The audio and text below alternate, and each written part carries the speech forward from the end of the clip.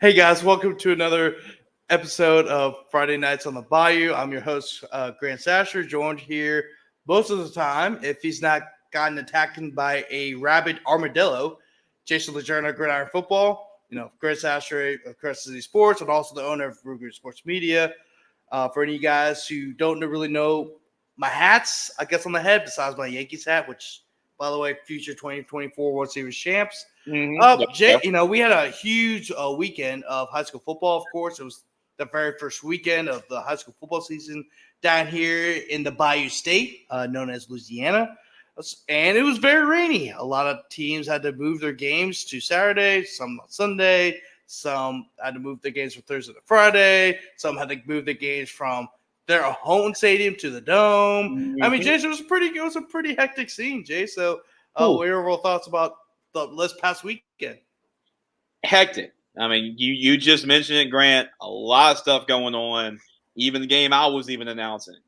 Me and Taylor Sharp, who we call the Episcopal games for, we found out maybe 2:00 on Friday where the game was being played, and they're playing Hammond America. They decided to play at Southeastern. So a lot of stuff was going on that Friday. Games being moved, games being played Saturday morning.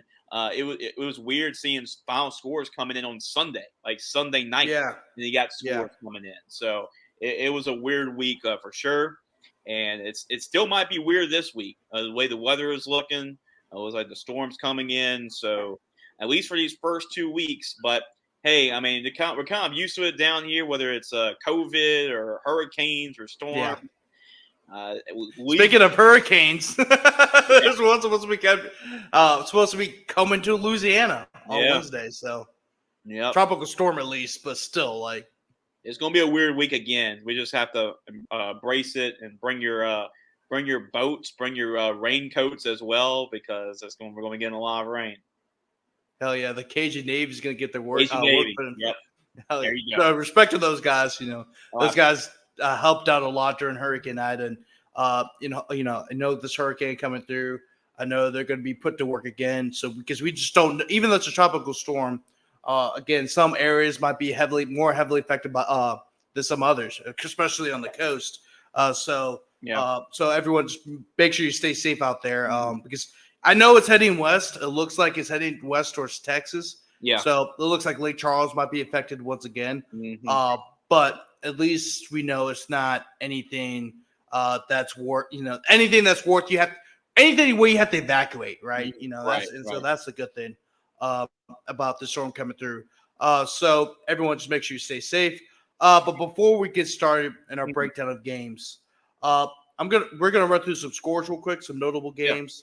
So it's gonna be quick. Jace might be bored. We don't know, but it's not gonna be every game. So if you don't hear your team, it's not because we don't want to announce it. It's just because there's a lot of games you got to name through, and these are some more out there. So there's some there's gonna be some more notable games that but that's thought to be interesting. Maybe some of the top teams, some games that are interesting. You get it. So let's get through it. Iowa 38, Jenny's 22. That's a pretty big game between two pretty good programs. Chalmette beat John Ehret 30-20. Although even though that score says it's close, Chalmette was leading 30-0 at one point during the game. So Chalmette had a pretty decent win over John Ehret. Opelousas Catholic 20, Iota 14, Erath 14, Lorville 7. That's a pretty big upset. Good win for Erath after having a tough year last year. And over a pretty good opponent in Lorville, who has some pretty good players on their team. St. Fred's 8, Loyola 6. That's another decent win for a good program. Central Catholic 19, HOL Bourgeois 15. That was Lowell Narcisse's first ever career win as a head coach. So congrats to him, who is our age. That's pretty wild. Cool. He's doing big things at Central Catholic, and shout out to the Bulldogs. Southern Lab 34, Liberty 16, Northwood Shreveport 24, Benton 21, Central 14, DSL 3, which pretty emotional win for the Wildcats given everything that's happened on Wednesday. Literally less than 24 hours before the game. if you haven't heard, Jackson Furman, the quarterback, Manny Williams, the running back, and the wide receiver, Kylan Taylor, were all involved in a car accident. All three of them are okay. Manny Williams is still in the hospital, but he's okay. Unfortunately, he's going to miss the rest of the season. Jackson Furman, still, we don't know when he's going to come back during the season. He might be out for the whole season. I do know Kylan Taylor, however, is good to go. He looked fine on the sidelines. I'm not sure what injuries he may have he gotten, but he looked fine on the sidelines. So they're all in good health, which is that's the good thing. Like everyone's okay, everyone's alive. So but big win for the Wildcats over a De La Salle team that a lot of people think it's going to be improved. Robin Gap of Georgia, 27, John Curtis 12. So I don't think that's not going to affect John Curtis at all. Georgia, the Robin Gap is one of the top teams in the state of Georgia. They got a running back that's committed to Georgia too. Right. Jesuit Dallas 28, Jesuit of New Orleans 20. So that was a pretty big, that's some good competition for the Blue Jays. Even though they lost, that's a pretty good effort against one of the better teams in the state of Texas. Prairieville 33, Thrive Academy 0. Prairieville's first ever win as a program.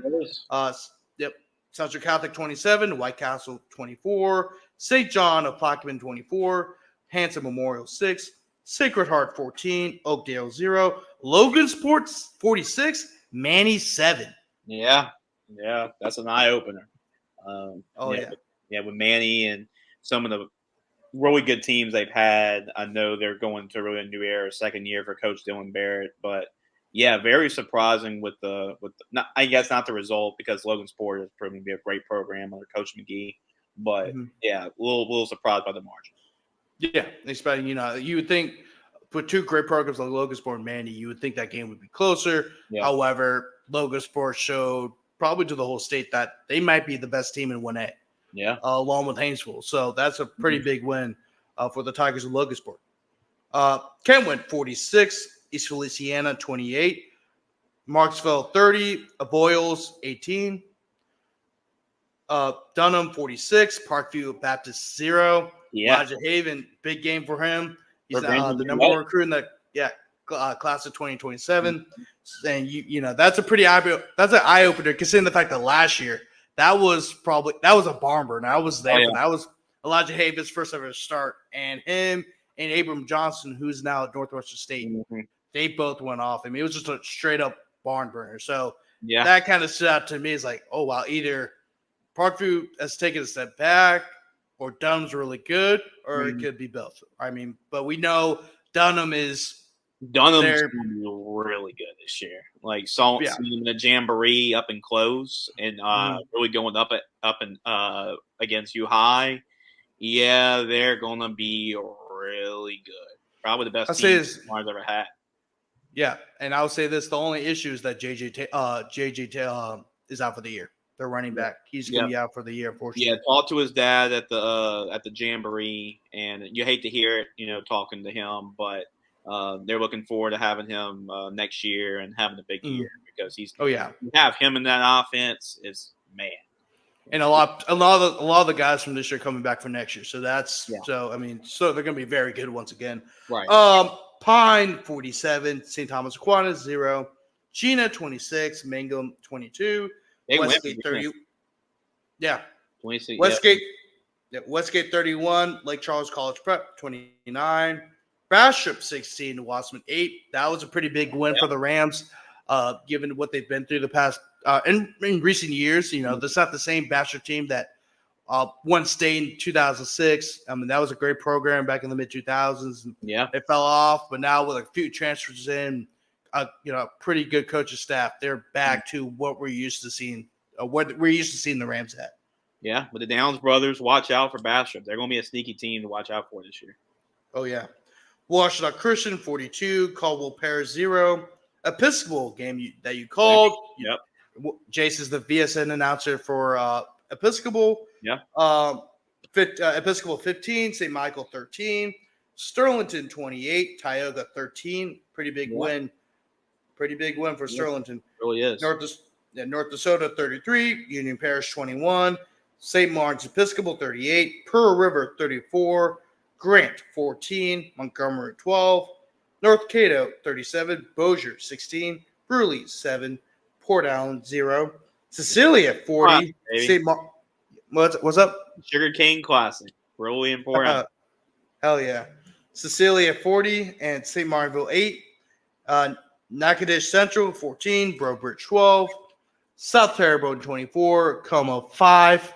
That's unusual. Let's see 5 points. That's pretty awesome. That's awesome. That's some Iowa football right there. Oh, yeah.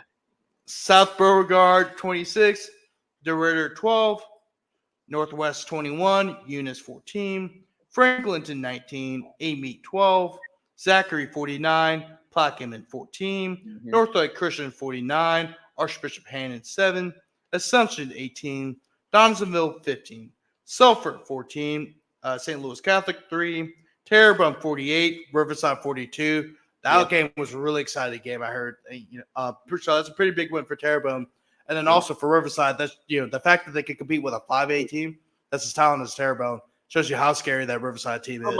Some talented running backs in that game, huh? Yeah. Oh yeah, definitely. Thibodeau 49, South Lafourche 6, St. Aug 49, McDonald 35-7. Is it Kinder or Kinder? I always get that mixed up. Kinder. I was making sure.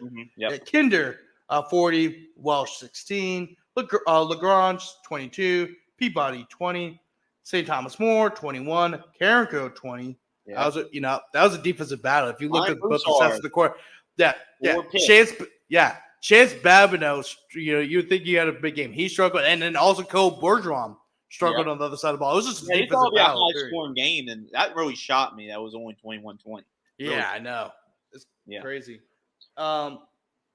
C.E. Bird 26, St. Amand 10, Captain Shreve 29, Washington Parish 27, Vanderbilt Catholic 38, Central Lafourche 7, Warren Easton 61, Landry 27, and by the way, Thomas Bond 334 yards of rushing. Carries only, and we had 13 carries in the game. That's absolutely ridiculous. Yeah, by the way, Jackson's another. He's smiling right back at Jackson. Of course, plays for Easton, and that was a really. I wasn't there, but I've heard a lot of people like, 13 carries. He had 334 yards on 13 carries. Yeah, he's one of our player of the week finalists we're about to announce after the show. So he's spoiler, he's definitely one of the 10. Oh, dude, we're voting. We're voting. We're voting. Got the saturated vote. Yeah. All right. Franklin Parish 51, West Jeff 0. Wow. Okay. Franklin Parish, of course, a really good team. Zeri and Ellis had a great game. And by the way, they actually stayed overnight because, remember, their head coach played at Tulane, and they actually stayed to watch the Tulane-Kansas State game, which was a hell of a game. Tulane got robbed. They got robbed. The game. Yeah. Mm-hmm. Yep. Notre Dame 21, Southside 20. Yeah, nobody's talking about that score, but how about a win for Notre Dame? That shows you, hey, watch out for the Pios this year. Hey, never sleep on the Pios. Never sleep on Louis Cook. Yep. New Iberia 34, Pineville 25, Walker 43, Ponchatoula 14, Riverdale 34, Patrick Taylor 13, Sam Houston 56, Leesville 41, JFK 37, Scotlandville 20. That was the game I went to, and they will actually have a huge game against Warren Easton next week, and we're going to talk about that in our next show, which will be the Week 2 preview. Mm-hmm. Lutcher 28, Slidell 12, West Monroe 40, Huntington 7. That was a pretty big win for the Rebels. Huntington's a pretty good team. They got high explosive offense, so that was a pretty big win for West Monroe. Yeah. South Plaquemine 35, Higgins 8, St. Paul's 48, Live Oak 14, Mandeville 42, Salmon 14, Hahnville 42, Booker T. Washington and New Orleans 6, Houghton 46, Houghton 48, Homer 46, Covington 48, Bogalusa 6, Dennis Springs 19. No, wait. That's a Live Oak. Dunham Springs 19. I'll come back to that in a second. Dutchtown 31. Madison Prep 6. St. James 20. East St. John 0. That was a pretty big win for a very young East St. John team. Pretty big, really big win. Yeah. And then also the quarterback's a freshman, by the way, if I remember that correctly. So there's a lot of underclassmen playing for the Wildcats, and so that's a pretty big confidence builder to win against a pretty good East St. John program. East St. John's always been the salt. Yeah. Oh yeah, shut them out in the rain too. So we don't know how bad that score could have been if it weren't for the rain. Lakeshore 34, Fontainebleau 14.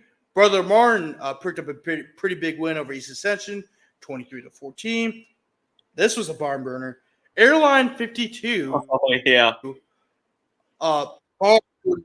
That was of course, when you have any airline game, it's going to be a barn burner. So a pretty big win for the Vikings, and really. We're expecting Player of the Week nominees every week from Coach Goggin and Airline every week, no matter it's Kenny, no matter it's Ben, Jarvis. It doesn't matter. Like, we're going to get nominees from each week, and Kenny happened to be the nominee for them this week. Oh yeah, no doubt. Denham Springs 19, Hammond 14. I don't know why I wrote in Live Oak. They don't play each other until October. I don't know how that happened. Right. But that's what happens when we have a pretty big rivalry like that. You're gonna get stuff like just how I kind of identify those two programs really. Alexandria 44, West Feliciana 7, Haynesville 35, North Webster 7, University Lab 3, Woodlawn 0. Yeah. Apparently they're calling that the Mud Bowl because nobody could get anything going. And that was a game. That was one of those games that got moved. Saturday morning for people. Game was supposed to be moved. That was supposed to be played on Friday. They got moved to Saturday morning, even though I don't know why they did that because the conditions would have been bad regardless. And I think they still played it at Woodlawn if I remember correctly. Yeah, I think they were debating between Woodlawn or East Ascension, and obviously they played at Woodlawn at the end of it. Yeah, don't know why they moved the game anyway. Westlake 50. Rose Pine 6. Sorry, Andy. Yeah. And that will wrap up the scoreboard. Perfect way to wrap it up. That would end the scoreboard. Now let's move into some breakdown of some of the better games around the state. Yeah. Starting off with Catholic and Destrehan. This was a highly anticipated game in Southern Louisiana. Probably how in North Louisiana it was Acadiana and Ruston. Down here, it was Catholic and Destrehan. Catholic, of course, has won the state championship throughout the last 4 years. Destrehan will always be has been one of the top programs in the state of Louisiana forever. And really, in the last 5 years, they've been either to the semifinals. And really, but I think last year was the first time they weren't in the semifinals since it's been a while. It was really a while, and that was Marcus Scott wasn't coaching. Was not coaching, yeah. So the Destrehan, and by the way. Before this game, they had won 33 straight regular season games and had not lost a home regular season game since 2019. Wow, that's amazing. It's and rare. Catholic, lose. And Catholic ended that. On Friday night through their strong rushing attack with 3 running backs, but the guy that stood up the most was Jaden Miles. Jaden Miles was a man amongst boys as a sophomore, and you showed why he's one of the top running backs in that class. And then also, you have to give a shout out to Amari Clayton for having some big time plays throughout the game. When it's hard to throw the ball in that weather, right? So the fact when they did throw the ball, you were able to turn in Amari Clayton. He actually made the big time catch that ended up setting up the game-winning touchdown in the final seconds. Good teams find a way to win, and Catholics are different when you're won the state championship throughout the last 4 years. Yeah, you're right, Grant. They just find a way to win. They call Amari Clayton Mr. Go Get It, and he got it and got them inside the red zone, allowed them to score a touchdown. They had a 4th down and 4 situation where if Destrehan got that stop, that would have iced the game for Destrehan.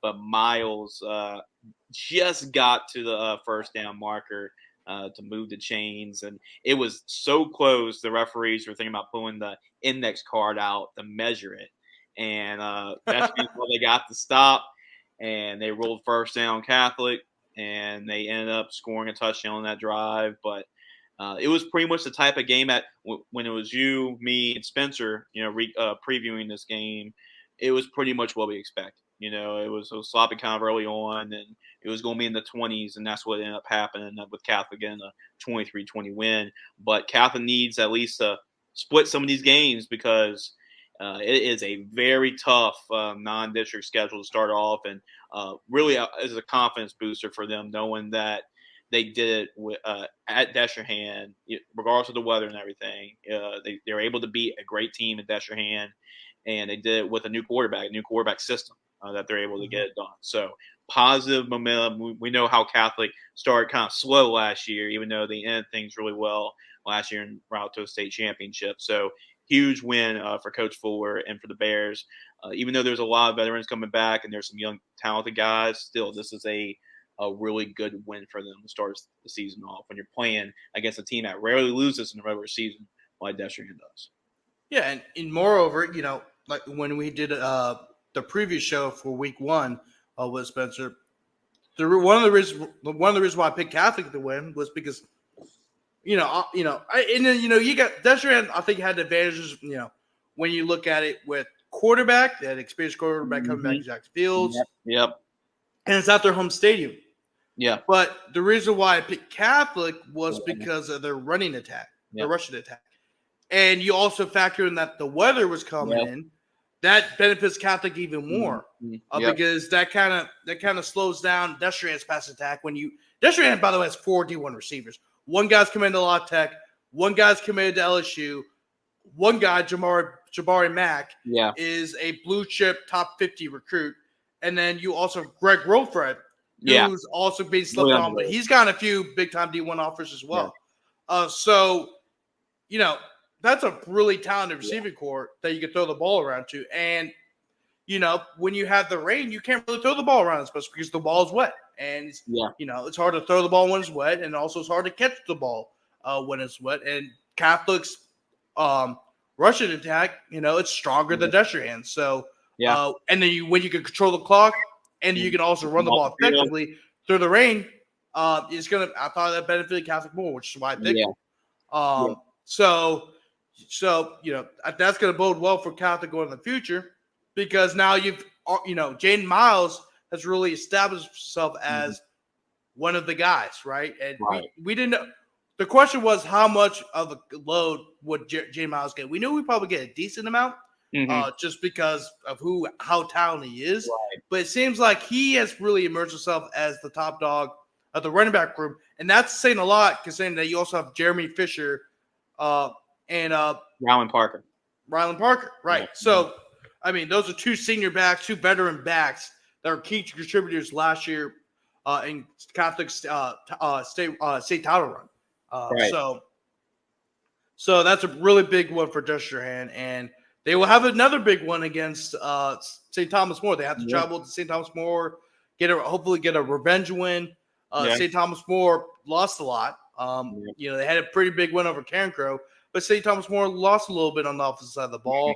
They lost both their leading rushers from last year, obviously the quarterback, although they did replace him with Cole Bergeron, who is a legit D1 quarterback, like a 3-star. Some of the highlights, I was like, man, Cougar fans gonna be excited. Seeing some of the highlights I saw, he just looks like it. He just looks like the next big time, the one type of quarterback that's coming from the state. He just looks the part, and he's gonna be fun to watch. But one more note with Catholic, I agree with you. If this game was played like on a neutral field in a dome or something. This past week, Destrehan would probably have won the game, especially as a shootout, that kind of deal. Yeah. Catholic can't play a shootout right now against Destrehan, but since the weather was like that, that favors Catholic, and that's why I said if it's in the 20s, Catholic's going to win this game, and that's what ended up happening. Right, exactly. Moving on to another big-time game that happened. This time we're going to go up north, Ruston, Acadiana. Ruston what a win for the Bearcats. We all knew, a lot of people were saying they were the best team in Louisiana on 5A once again, despite losing some key members of the defense from last year, guys who were veterans, and they were key parts of Ruston's teams for the last 2 years, where they went. I mean, what was the record? Like they only lost one game. I mean, really, I know that Warren Easton. I know they lost because Warren Easton last year, but that doesn't count the LSA records because of a forfeit. But so they really have only lost one game the past 2 years, and that was the state championship game against Destrehan in 2022. So Ruston's had a lot of success. So it was a matter of, okay, can you replace some of the guys that you lost who were key contributors from the last few years? Well, they did, and Josh Brantley had a hell of a game, throwing over 300 yards. He looked the part. Just like it really looked like he's evolved his game as a quarterback, and that's against a very stout Acadiana defense, a great program Acadiana who, since 2019, they've been to 3 state championships, winning 2. So that's a really, really big. That's a really big time win for us, and going into the year where you have a tough schedule. Yeah, the district's obviously tough, and then you also play 3 or 4 teams from the state of Texas. Yeah, and the thing about both really Ruston and Acadiana, I'm excited about, Grant, and this is why I'm really high on both these 2 teams, and why I'm high on Ruston. I had Ruston go into the year as the best team in the state, and the reason why is because of their ability to throw the football, and you didn't always really have that with Ruston or Acadiana, and now you have 2 quarterbacks that can really throw it. They both got weapons to throw the football to, and they're going to still ground and pound you as well. So they're still going to be – they're not going to run away from that identity, but they have that extra dimension of throwing the football downfield and making plays through the air. And then when you got some really talented defenders really on both sides, you knew this was going to be a really good game. And I think Ruston has a chance. This could be – it is scary, even though defensively there are some pieces that they've lost from last year. Guidry on the outside, Ahmad Bro, like that. There are some guys like that they miss, and at the linebacker position too, they lost some really good linebackers as well. But I think this team has a chance to be better than last year, just because of you return your quarterback, you return your running back. There's still Aiden Annings back there on defense, so I mean this team's going to be really good this year. And for Acadiana, I mean, that's as impressive of a loss you can really find. You go all the way up there and in the bad weather, hang in there, only lose by a touchdown. You don't feel good about losses, but there is a loss to feel good about. I'm sure Coach McCullough and the staff feel pretty good at where they're at, especially how they started last year. Even though they ended up having a really good year last year, it was the opener against Juwan Johnson, LCA, and Juwan threw for like a zillion yards and like 10 touchdowns, whatever it was last year. So I'm sure both coaches, both teams found a lot of good out of that game. Yeah, I mean, Jace, I agree with everything you said. I mean, that's a pretty big win for Ruston. Acadiana, if you guys remember correctly, Acadiana also got beat even worse by LC last year, and look how that turned out. They went to the state championship game, and where they ended up losing against Catholic, but they beat a lot of great teams along the way. They beat they beat Carrico, in a rematch, that Week 9 Classic. That was a classic game between those 2 teams in Week 9, and then they beat them in the playoffs. They beat Holy Cross in the quarterfinals, which was the number 1 seed. They beat Karr. They upset Karr. Right. So, I mean, they went down to New Orleans twice, back-to-back weeks, and upset the higher-seeded team. So, Acadiana, the seasonal loss for Acadiana, and I mean, they're gonna be fine. I mean, they can look at the players that got on their team. I mean, which makes Ruston's win even more impressive, because if you look at Acadiana's team top to bottom, you're like, oh man, that's a lot of dudes, like D1 dudes, like what I'm saying. So, absolutely, yeah. So now we're gonna go back to the New Orleans area, this time on the West Bank. Yeah. Karr and Shaw. Karr, of course, is kind of the new kids on the block. Karr, who knows how 4 or 5 state championships, last 10, 15 years. Probably been the flagship program of the New Orleans area. they have a documentary about themselves. It's on Hulu. Yeah. So, Jace America, which is actually fantastic, by the way. Really good documentary. Yeah, really good. So if you have Hulu, go watch it. It's fantastic. It's well done by ESPN. Well done, really well done. I just got it for that only. I got Hulu just to watch it. It's fantastic. Yeah, you get to see a young Aaron Anderson. Aaron Anderson. Yep, right. He's had a great year at LSU so far, and especially everything he went through last year. But going back to the game, so Karr, obviously the flagship. They're kind of stake their flag as the flagship program of the West Bank, and really the flagship program of the New Orleans area. Mm-hmm. A lot of great players. You got 3 guys committed to LSU. You got another guy committed to Ole Miss. Mm-hmm. A lot of players all across the field for another guy's committed to Tulane as a receiver. There's a lot of dudes on that Karr team. You know this too because you cover recruiting, LSU, you cover high school football. So I don't have to explain myself. Everyone knows who Karr is in the state. On the other side, Shaw. At one point they were the flagship program of the West Bank under Coach Tierney. 80s and 90s. They lost 80s and 90s. They kept it going in the 2000s, but it's pretty well documented what happened near the end of Tierney's first stint at Shaw, and really, like a lot of people still feel like he should have never gotten fired. And even though they continued that success in the mid 2000s, they're still going to state championships and whatnot. Right. After 08, 09, that's when they started going to decline, and eventually were finishing in last place in the Catholic League. Yeah, a good bit. And then it dropped in the 4A. The school, but they had a change in leadership. Yep. They dropped down the 4A, which is probably where they should have been. Yep. During that time, they bring back Tierney, and in 3 years, Shaw was back to being a state title contender. Trying to enter the old guard, so they're trying to retake the land that was lost. Right. And that's where it stops because Karr beat the living crap out of them 48-21, which is unfortunate for everybody because I think everyone was like, oh, damn, this is going to be a really good game. And Karr showed everybody why they're Karr, why they're considered to be the best team in the state of Louisiana alongside Ruston and Catholic. That was a complete butt whooping. Yeah. And I kind of saw this coming. Yeah. Because, how St. Aug beat Shaw in the Jamboree. But for a lot of people, they were really excited about this game, and it just ended up being a dud. Karr's a great team. I think you can go ahead, Jace, because I think I'm done here because that was a beatdown. It was a beatdown. Yeah, and I'm with you on that, Grant, because I pretty much saw it coming too. I'm not too shocked.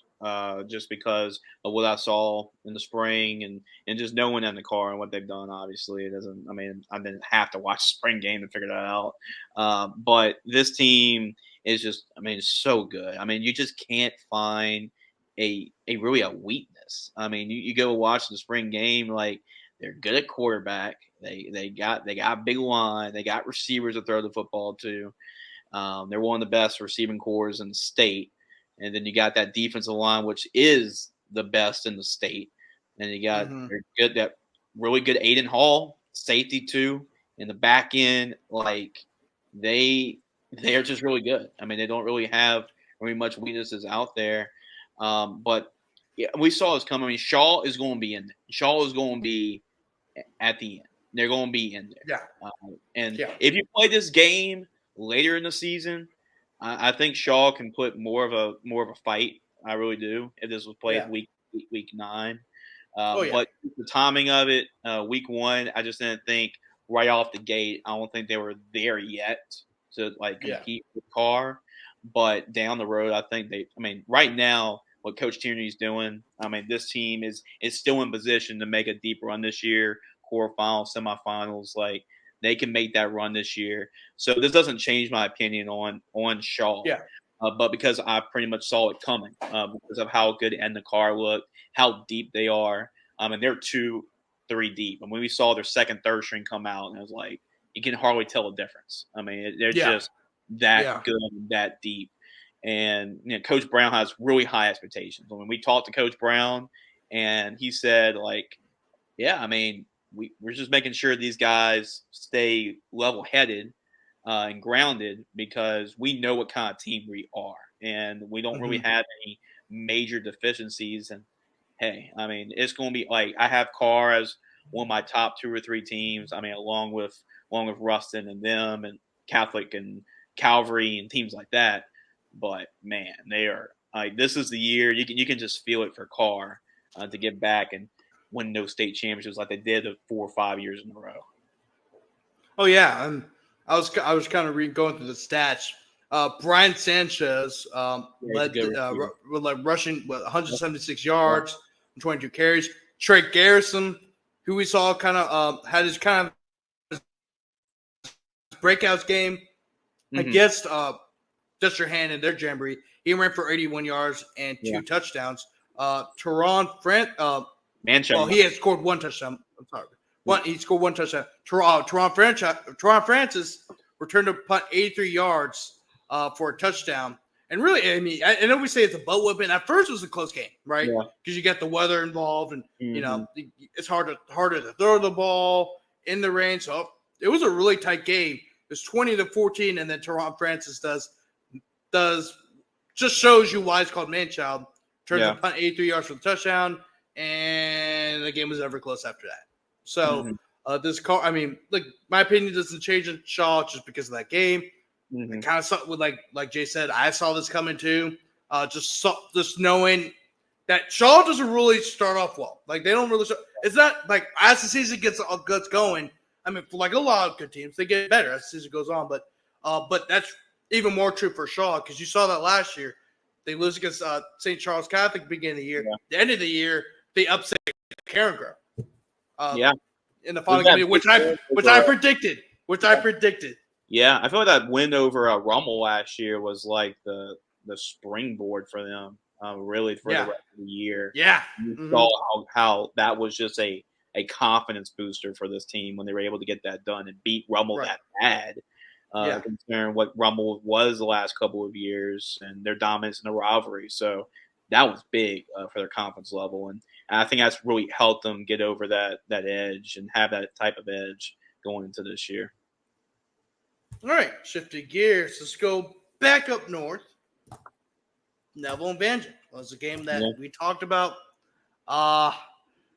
This was a highly talked about game. It's Pops Houston's first ever start as a starting quarterback. And an actual game.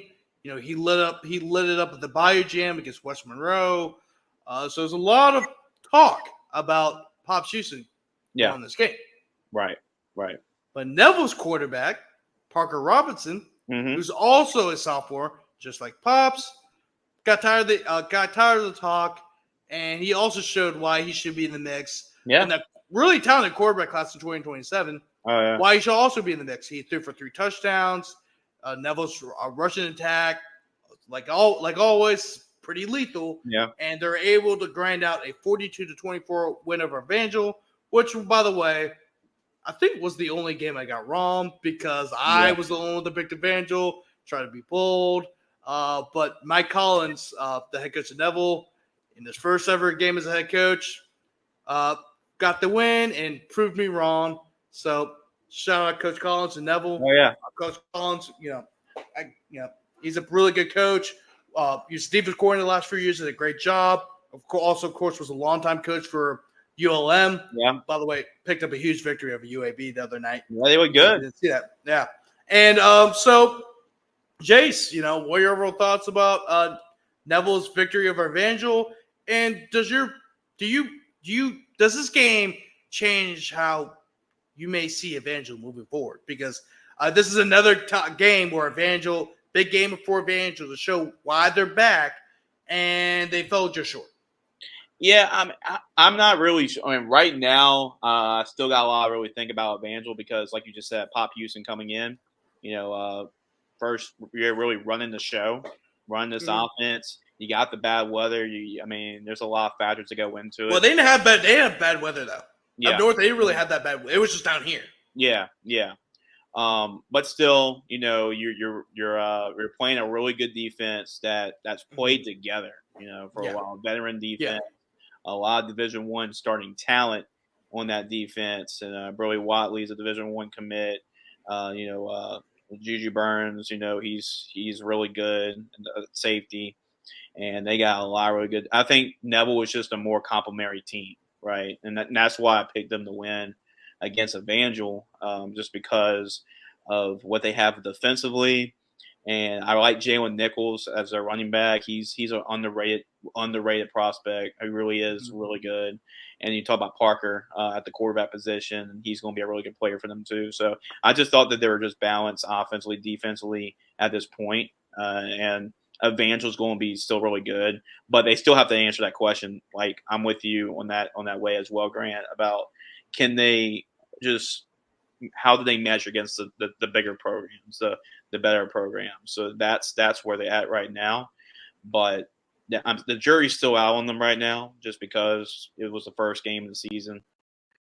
So to answer your question, like they still got some stuff to prove. Yeah.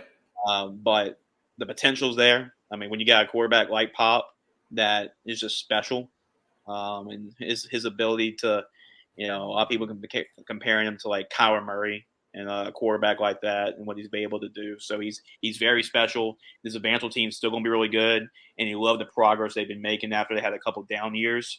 So it's just kind of like Shaw, right? When's that going to be that marquee win? When they beat like a Rummel, when they beat a team like that? When they finally do something like that, that's when you start believing in the Evangel program getting back to the older days.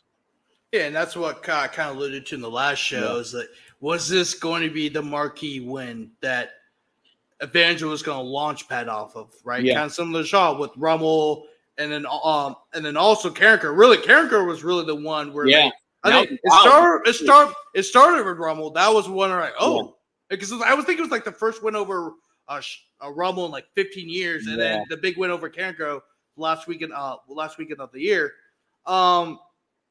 But yeah, going back to Evangel, it's just, I thought that would be the game where they had that marquee win, but unfortunately didn't. And they also have plenty of opportunities to do so. They have a lot of big time games coming up. So we're still like I said, like I'm ready to put Evangel up there with some of the top teams, but they got to win against some of those top teams really before they got to make us believe. They got to make us believe. It's a lot of talent they lost, Grant, just because you lose the Fulgham brothers, right? They were quarterback. Yeah. They had that chemistry, right? Now you got, even though he's really talented, you're bringing Pop Houston in, you're bringing in a lot of new receivers in. Terrell Owens' son transfers over as well. So it's just the talent's there. But you've seen in college football, right? Like you bring a lot of talent from the transfer portal all together. You need that chemistry. Right, and just chances to really work together, and that's what Evangel really needs, and that's why I like Neville, just because they play together. They're complementary football, and they play together. They're a veteran team, so that's why I like Neville in that game. But it's like I mentioned about Shaw, right? I wasn't surprised about the score or the result, but you play this game later in the year, then this could be a much better game if you play this one week 8, week 9. Oh, yeah, exactly. Right. And, that's like, I think that was a big win for Neville. Evangel still has a lot to prove. Mm-hmm. However, I mean, they're still going to have this long season to go. Oh, yeah. So the long season to go, and that's one, and so I really like both teams. And it's a marquee matchup, but Evangel still got to keep proving why we should throw them back up there and, at the top of the food chain. Also, before we get to the next topic, the reason why I was doing this is because I found out I just made a huge comeback in fantasy. So got a good bit of time left. Yeah, a huge comeback. So sorry. Yeah, I was listening to you, by the way. But I was like looking. I was like, oh my god, I'm winning. But yeah, in for me, I started the wrong Detroit Lions receiver. So not very well for me last night. Oh no. Yeah. Mm-hmm. Oh no. Yeah. Anyway, St. Brown, not Jameson Williams, but oh god, I'll go another way. That'll be a topic for another day. Yeah. Yep. And now let's go back down to South Louisiana, back in the New Orleans area, where a lot of big time games happen. And Yeah. there was a doubleheader in the Dome. Of course, the first game was Curtis and Mhm. Robin Gap. That was a game we mentioned earlier. Yeah. Robin Gap of Georgia beat John Curtis 27-12. That was a very good team from Georgia. So, I mean, I'm not going to look down on Curtis. Curtis is fine. It's Curtis. So, but the second game after that was the best of the two. Oh, yeah. And that was Rummel and LCA. It's a big game for Rummel. Yeah. Because they're still trying to, of course, they're trying to prove to everybody that last season's Cinderella run in the playoffs wasn't a fluke. They had a lot of injuries during that Cinderella run. So this is the first time where they're really healthy. And they won against a pretty good LCA team. And even though they're considered 2A now, their talent's really 4A, as they were in 4A the last few seasons. And that was a barn burner for sure.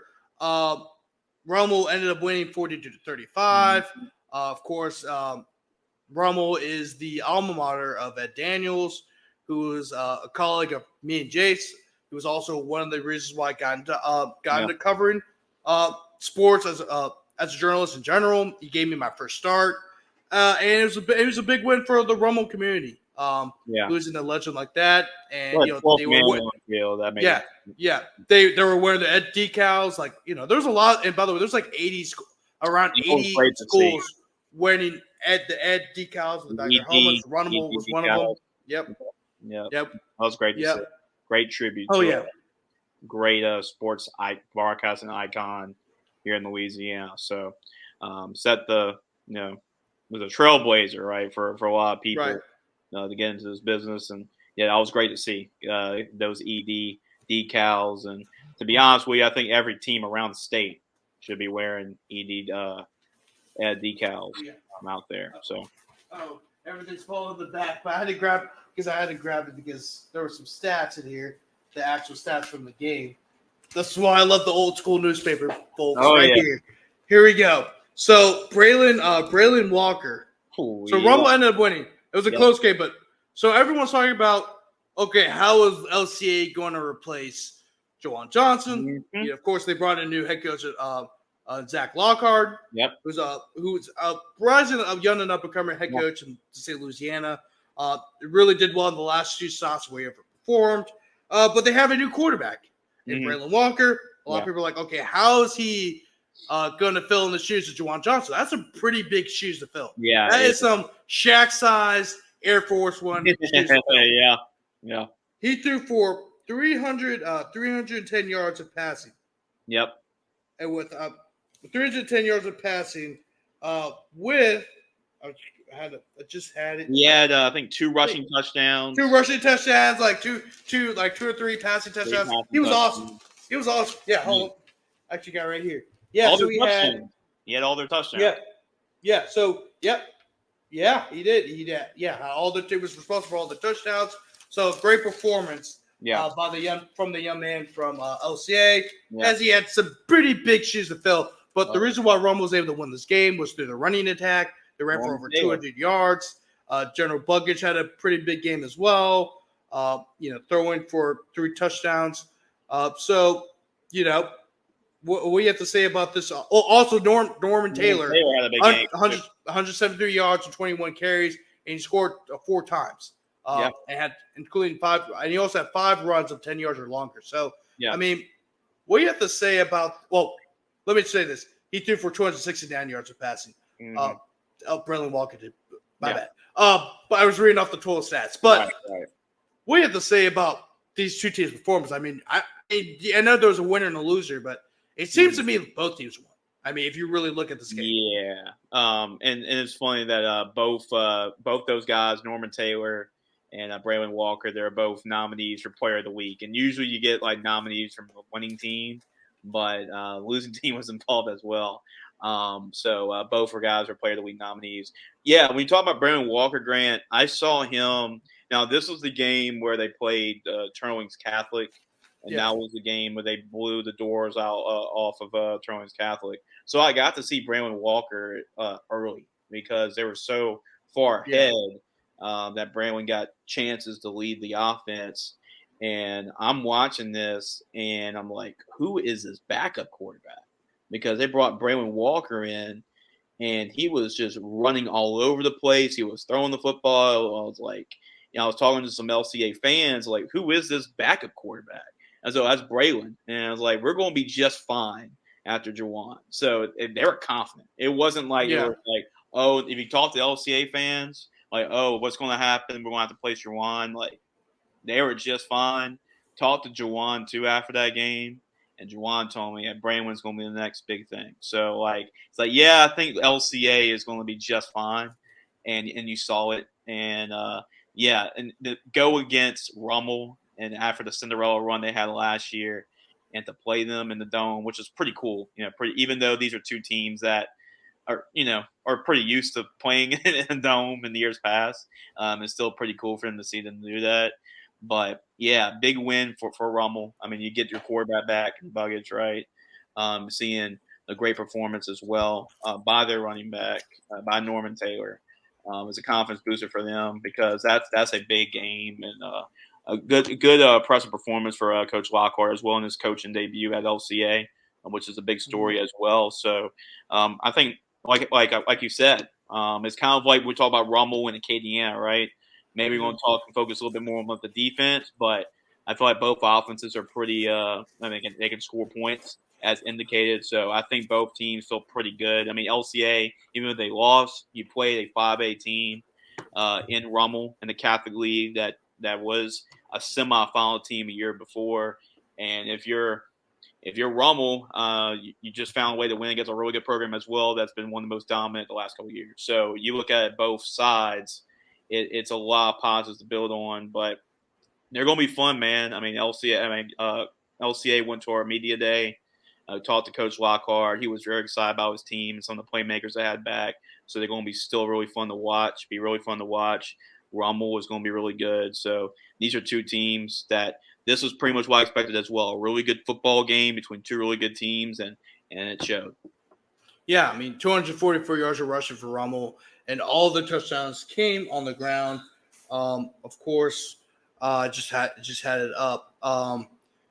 Norman Taylor to 177 yards and 2 touchdowns. Three touchdowns. Yeah. Corian Hawkins 77 yards, and he also scored twice as well. So it's pretty lethal rushing attack for Rummel. And then also want to mention LCS receiver Braden Allen also hauled in 10 passes for 127 yards. Yeah. So, I mean, there was a winner and loser of this game, but in my opinion, both teams won. Oh, yeah. But moving on.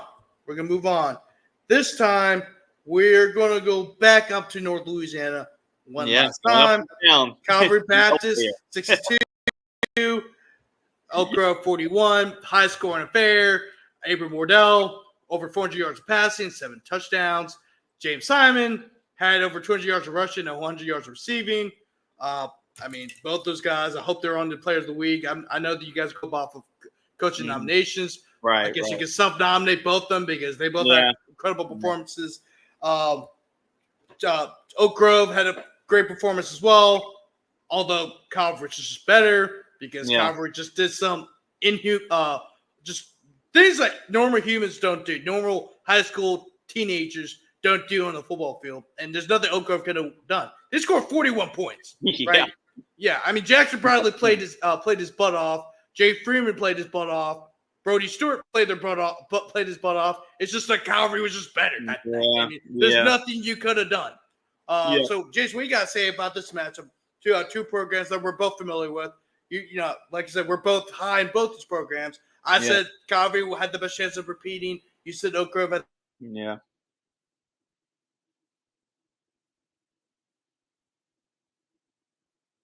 the best chance. Yeah. So, you know when you're on college football 25 and you're on the video game and like you go and you're on rookie mode and you throw for like 700 yards and you run for 500. That's Calvary. That's just Calvary live. So on the actual football field, it just blows my mind. You can have a quarterback, and we talk about the great quarterbacks that have gone and played at Calvary, like Landry Linney, like Shea Patterson. Like they've had some great quarterbacks to play there, and Abram Wardell set the single game school record of touchdown passes against Oak Grove, and yet your running back still ran for like over 200 yards and like 3-4 touchdowns on top of that. It wasn't like they were throwing the football 80 times a game. You had that to run behind James Simon, Devin Harper, the offensive lineman transfer from Captain Shreve, LSU commit. We knew this was going to be a high-scoring game, and we just like coming to the season, we just like in this matchup, when we talked about it, we just like Calvary's offense better at this point than Oak Grove's, but Oak Grove has one of the best offenses in the state as well. And Jackson Browley is one of the best quarterbacks in the state, so you like really good offense. That was your type of game. But if you're a defensive coordinator, a defensive-minded coach, just look away. Don't even try watching that on Friday night. But I still think, I mean, it's crazy. They beat Captain Shreve really bad last year, Calvary Baptist, a 5-8 team, and a good 5. Yeah, they were number 2 seed. They were number 2 seed in the Division I Select playoffs. Right. And they're even better this year than they were last year, which it was just so amazing to watch. But this is going to be a fun team to watch. I think they can play up and really give a lot of 5A teams like last year a run for their money. That's why I still think they're one of the top 4 or 5 teams, even though they're not a 5A program. You talk about depth and everything, but still, when you talk about 11 on 11, they can play with anybody out there across the state. So Oak Grove's going to be just fine, and they still have a really good shot. I mean, I talked about that they had a higher chance, but when me and Grant were talking about, but they really do. I mean, I won't say higher chance, but they still have a really high chance because of their winning pedigree and what Coach Gregory has done, just winning championships each and every year. You return your quarterback back for your senior season, return the backfield. So Oak Grove's just fine. That's one of those instances you look at a 20-point loss and say, okay, I mean, we scored 41. Our offense is clicking pretty good. You're not playing against an offense like that the rest of the year. So Calvary's just so good, and it's going to be crazy. That this is a week 1 version of Calvary when they got some rust to them. Imagine what the week 8, week 9, week 10 Calvary offense is going to look. Playoff version Calvary offense is going to look like at the end. Oh man, that's gonna be that's a scary thought. If you're any of Calvary's opponents for the rest of the year, and that's including the playoffs. Yeah. I mean, Jesus. I mean that was the defensive coordinator's worst nightmare of that game. I'm pretty sure both the defensive coordinators were scrambling around like, what am I supposed to do? Nothing. Yep. There's nothing you can do. Usually, you gotta hope and pray. That's what you gotta do. Like, pick your poison. Do you want force Abram Wardell to throw, or do you let's empty the box and let's let James Simon run for 300? So it's like just kind of pick the poison. Just which way you want to get. It's the same thing for Calvary Baptist. You got a quarterback who can not only run, but you can throw it 70 yards down the field. It's like, what are you, or whatever. You just got to hope and pray. Just got to go to church, maybe go to church 7 days, 5 out of those 7 days that week may have solved all your problems. Who knows? Like, there's nothing you could have done.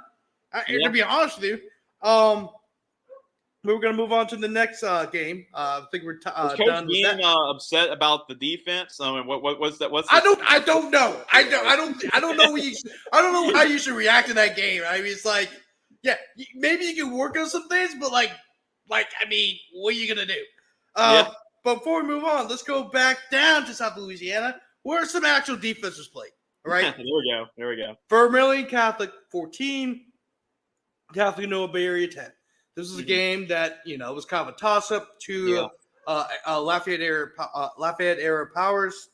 Vermillion Catholic, they're trying to finally get it over the hump, trying to win their first state championship since 2013. Especially when you have a special player like John D'Artes, who's going to go down as one of the greatest players to ever wear a Vermillion Catholic uniform.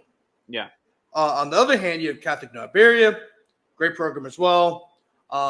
they're trying to recover after last year where they got upset in the second round at Lake Charles College Prep.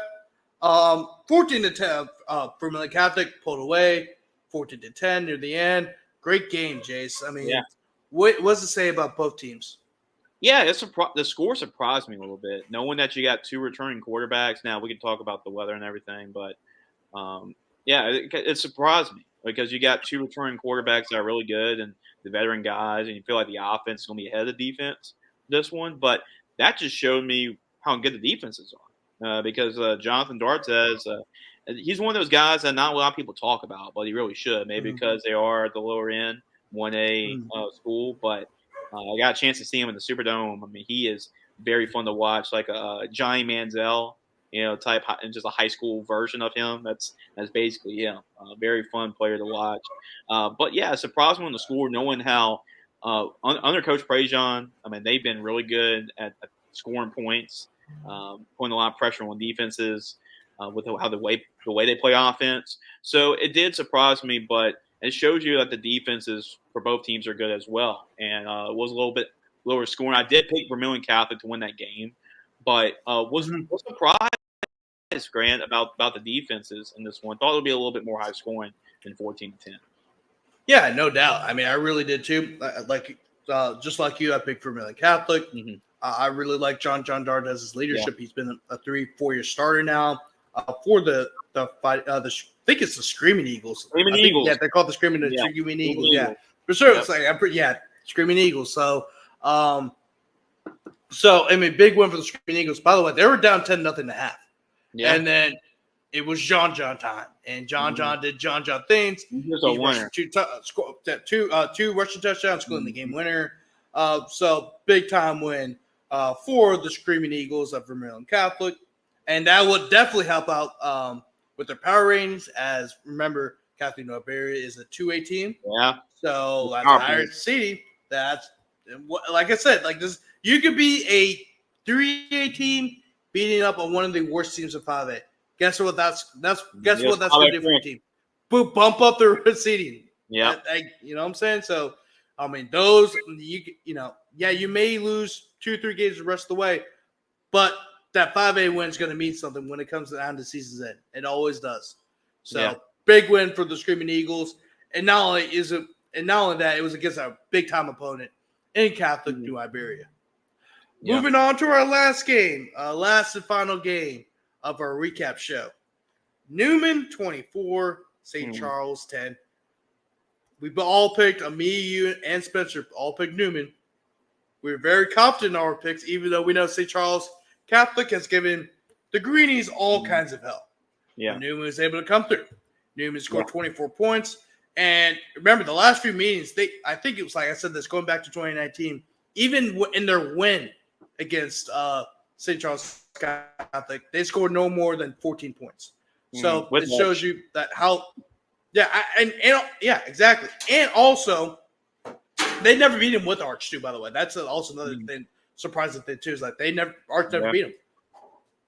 But actually, may have. I don't know. One game he won. Maybe I think it's his freshman year. I think it was freshman year that they won. Freshman or sophomore year, but he beat him one time and they scored 14.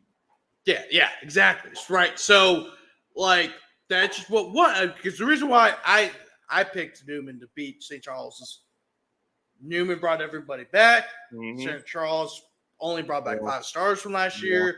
And Newman, and I always say this, when you're in a fist fight, you never want to fight somebody with grievances. And Newman had plenty of them.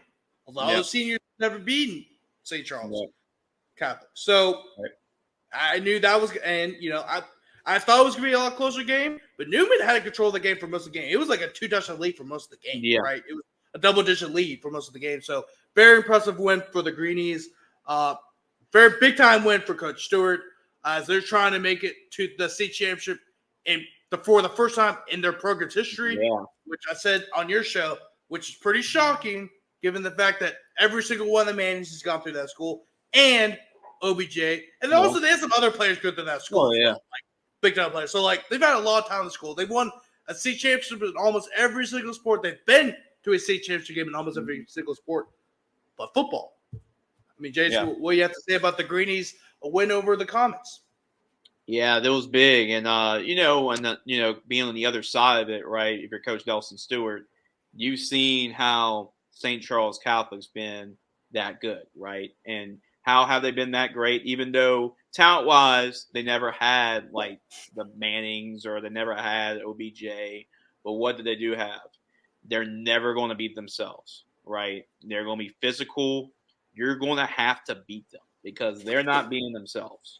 They're one of the best coached team programs out there. So you're going to have to beat them. And by doing that, you're going to have to be physical in these matchups, right? Newman was you can say the finesse team, right? They like to throw the football, like to score points. But now this team is looking like what St. Charles Catholic looks like, right? And it's a good way to win football games.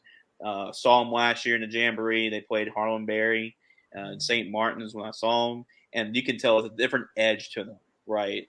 They want to punch you in the mouth. They got really good offensive line play. When you got Bordelon leading the way, the LSU commit. And then when you have Eli Friend, who's as good of a quarterback you can find, replacing a guy like Arch Manning, and he's a winner. Like he wants to win at no matter what cost. And he carries the mentality of the team. So that's what you really want. So this is a veteran team. Hard-nosed defense. They're going to run the football. Will Randall's brother, Jake Randall, is a really good running back. So this is, even though it's not as big name team as in the past that Nelson Stewart has had, this is probably the best team he's ever had at Newman. And the stars aligned. St. Charles Catholic was graduating their best senior class ever, the most accomplished senior class ever. And then they're bringing all their guys back. So this was the year to do it. And there was a huge win for Newman. And I feel like it's a big gorilla, off of Nelson Stewart's back, getting that win. And now they got to go through the season. And to get there healthy, they have a really good chance of really overcoming that semifinal hump, right? Again, trying to get that state championship. And Newman Greenies have as good of a chance as they ever had, even with Arch Man the last couple of years. Oh, yeah, no doubt. And, yeah, a huge win for that Newman program. And moving forward, you're going to have a lot of big-time matches coming in the regular season. And I'm really excited to see this Newman team this year. I think this is a team of destiny. I don't know if they can win the state title, given they're also in the same place as Calvary Baptist, a lot of great teams. However, besides Calvary Baptist, I can see if they're not on the same side as Calvary Baptist. It all depends on the call. Yep. Yeah, you really depends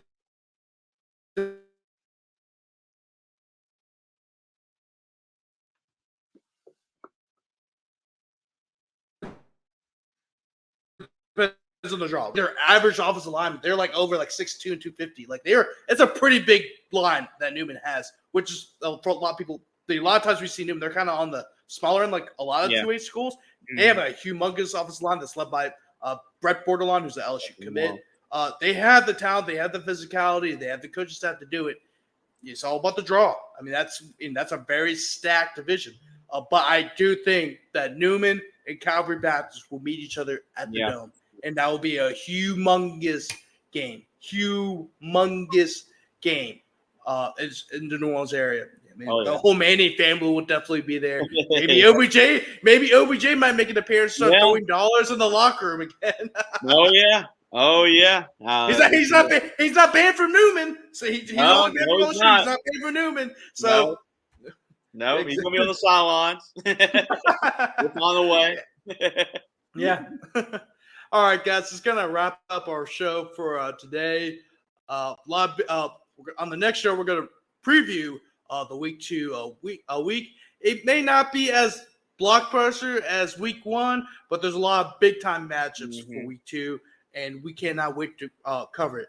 Once again, I'm your host, Grant Sashere of Crest City Sports, and also the owner of Rugu Sports Media, along with Jace Lejeune of Gridiron Football. This is the Friday Nights on the Bayou podcast.